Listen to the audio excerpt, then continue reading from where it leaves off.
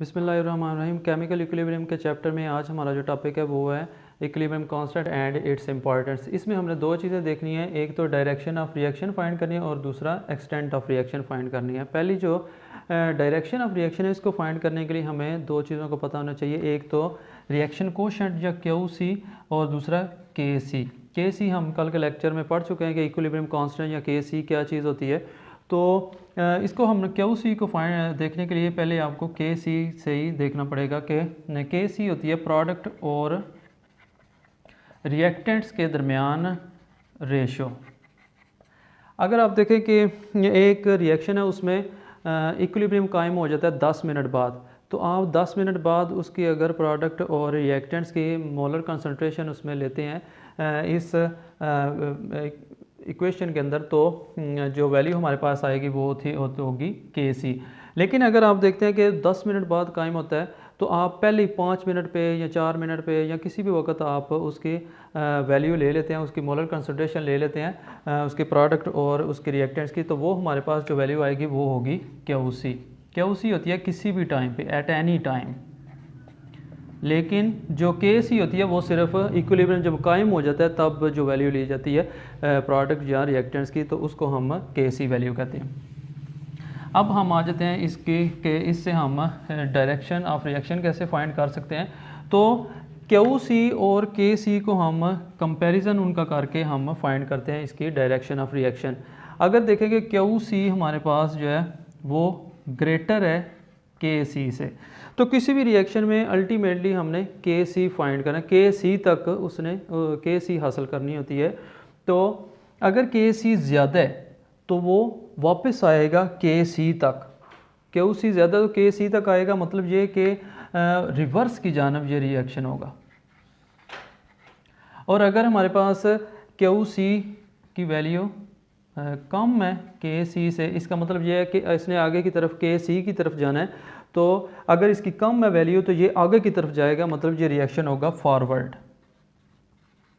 तो इससे हमें पता चल जाता है कि इसकी डायरेक्शन आगे की तरफ है या पीछे की तरफ है। एक और इसमें कंडीशन है कि अगर QC की वैल्यू बराबर है KC के, तो इसका मतलब ये है कि इसने इक्विलिब्रियम हमारे पास कायम हो चुका है, इसमें ना तो ये रिएक्शन आगे की तरफ जा रहा है ना पीछे की तरफ जा रहा है, बल्कि इसकी डायरेक्शन जो है ना वो जितना ये आगे की तरफ मूव कर रहा है उतना ही ये पीछे की तरफ मूव कर रहा है, लेकिन उनकी डायरेक्शन एक दूसरे के अपोजिट है। तो ये इक्विलिब्रियम पे हमारे पास, मतलब ये इक्विलिब्रियम इसमें अटेन कर लिए।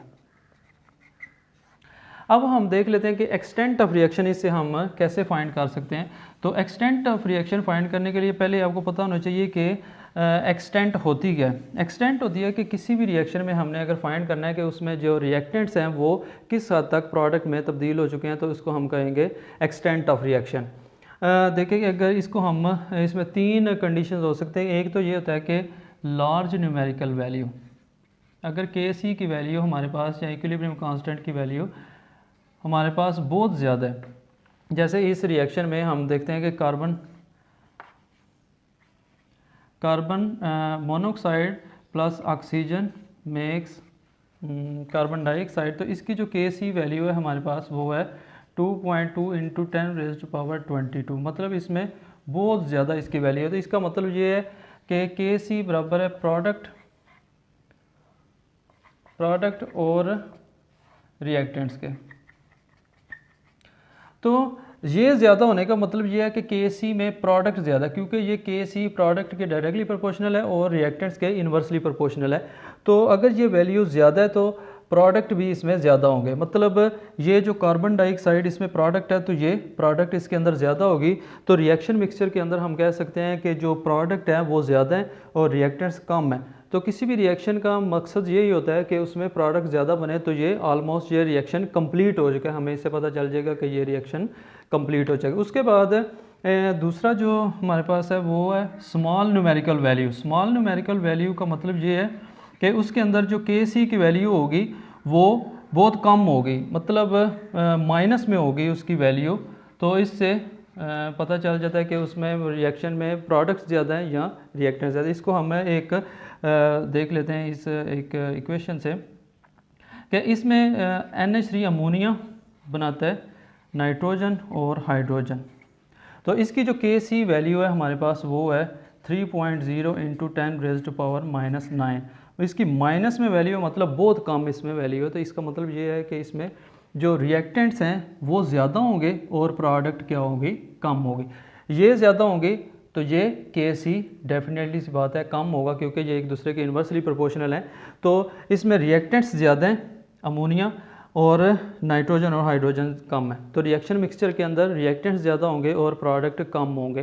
तो इसका मतलब ये है कि शुरू में जो रिएक्शन अभी स्टार्ट ही हुआ था तो ये इक्विलिब्रियम इसने अटेन कर लिया था, तो इसमें रिएक्टेंट्स ज़्यादा होंगे और प्रोडक्ट कम होंगे। इसके बाद एक और इसमें आ जाती है कि मॉडरेट अगर वैल्यू हो,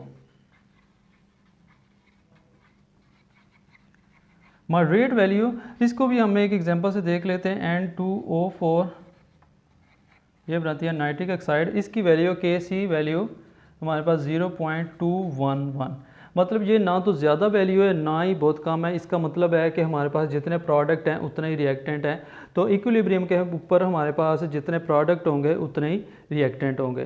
तो ये था आज का हमारा टॉपिक, यहाँ पे ही हम आज का लेक्चर ख़त्म करेंगे। अल्लाह हाफिज़।